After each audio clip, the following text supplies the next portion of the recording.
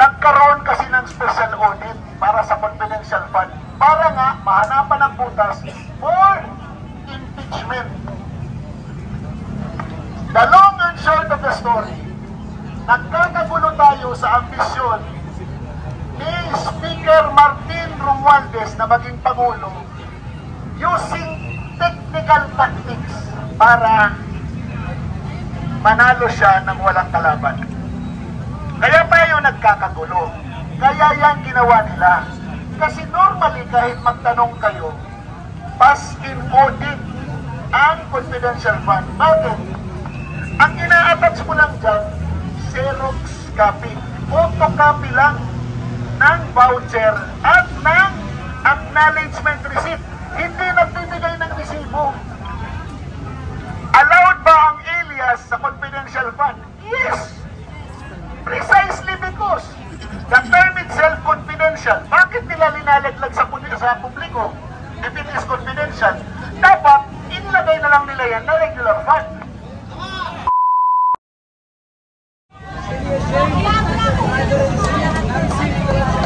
Magandang gabi po sa inyo lahat. Magandang gabi sa mga pulis! Bawal magmura ha? Hindi ako magmumura ngayon. Hindi ko alam kung ano sasabihin ko. Kasi nag-interview ako. Nandito kami ngayon, kami mga bustogan. Nandito kami ngayon para ipahayag ang suporta sa akin. Kaya ibalik nila sila yung usapan nila.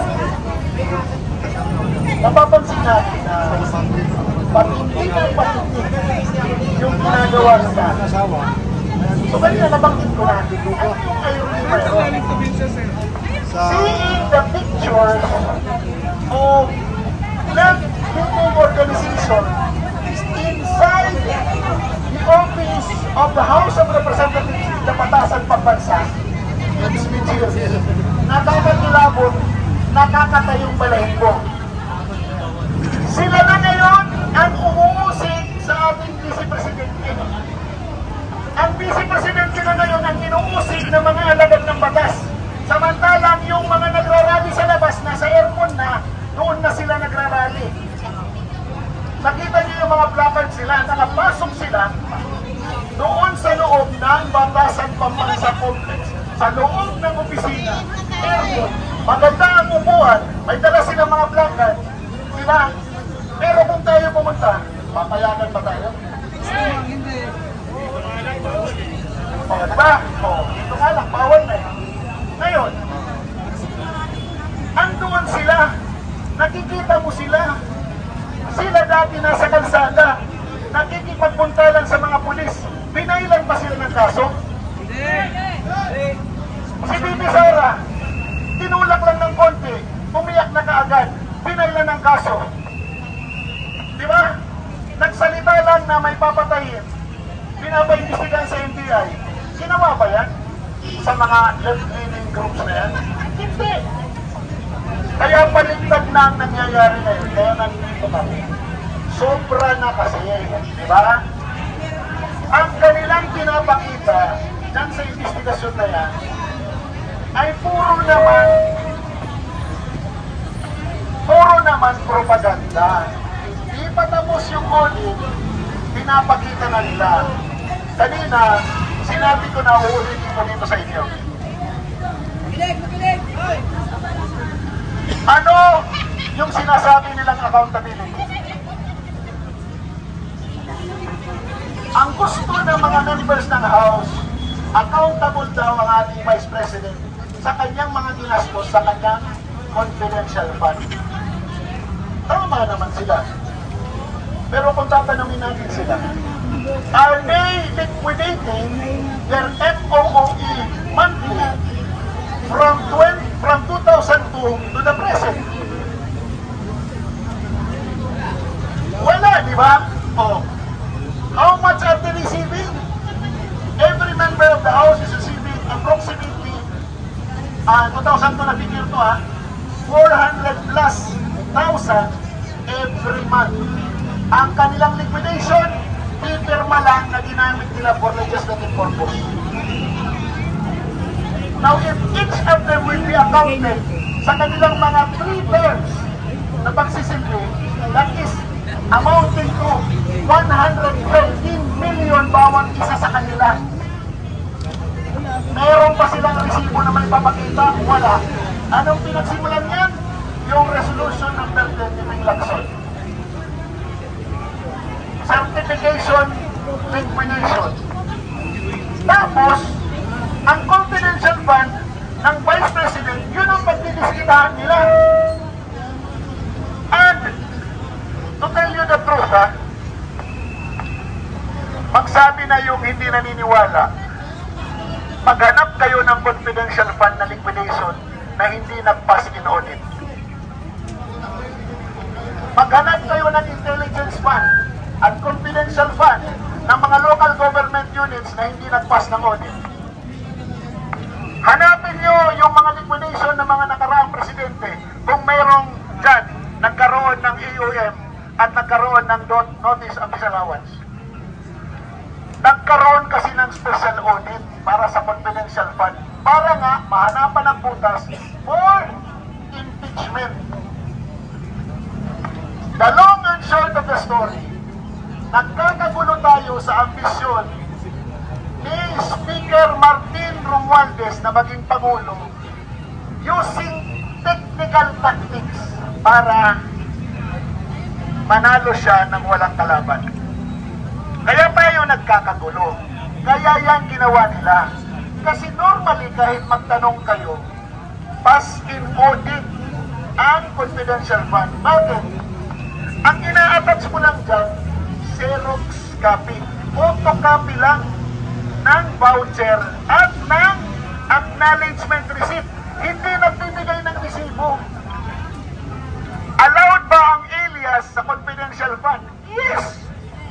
Precisely because the term itself confidential. Bakit nila linalaglag sa publiko? If it is confidential, dapat inilagay na lang nila yan na regular fund. Ngayon, kung magpapatuloy yan na ginagawa nila,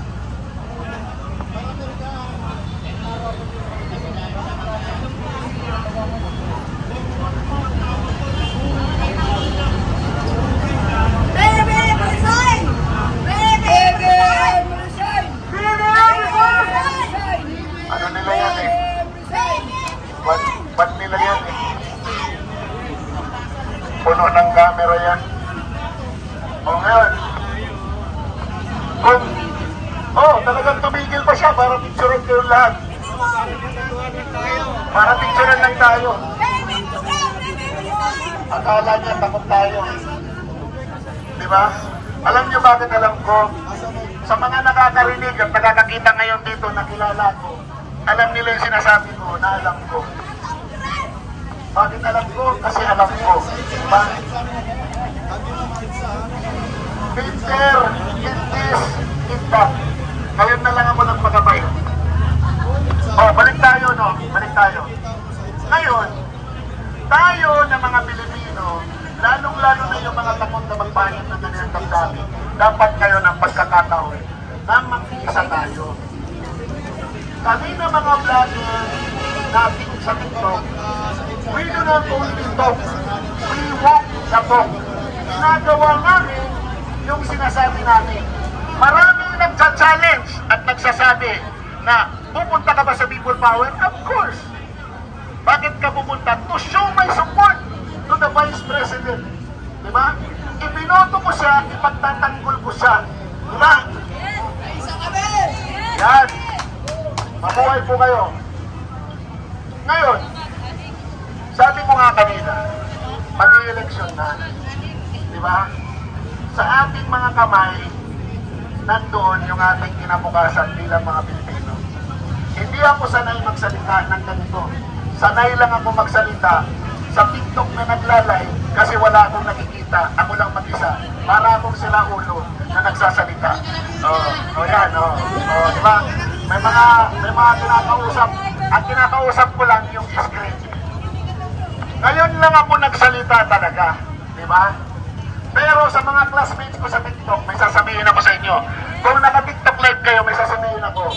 Pakisagot mga classmates, bakit hindi nagpapadrug test ang Pangulong Marcos? Bibigyan ko kayo ng kwento. Okay lang? Merong mga vlogger, tatlo sila.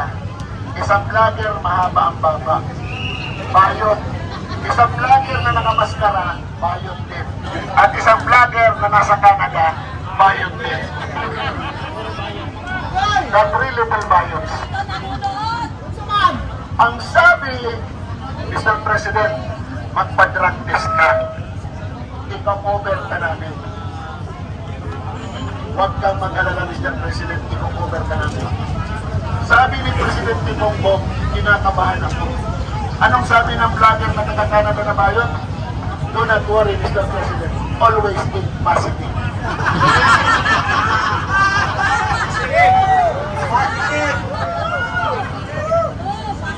O ayun, tinanggal silang tatlo, nandyan na lang sila sa TikTok bakalang-kalang. Kasi sabi nila, Mr. President, always think positive. Oh. Kaya, alam nyo, nakipag-debate ako sa isang TikToker na talagang hindi ko alam kung anong disiplina. Tinanong ko siya at itatanong ko sa inyo at itatanong ko sa lahat ng mga audience nyo.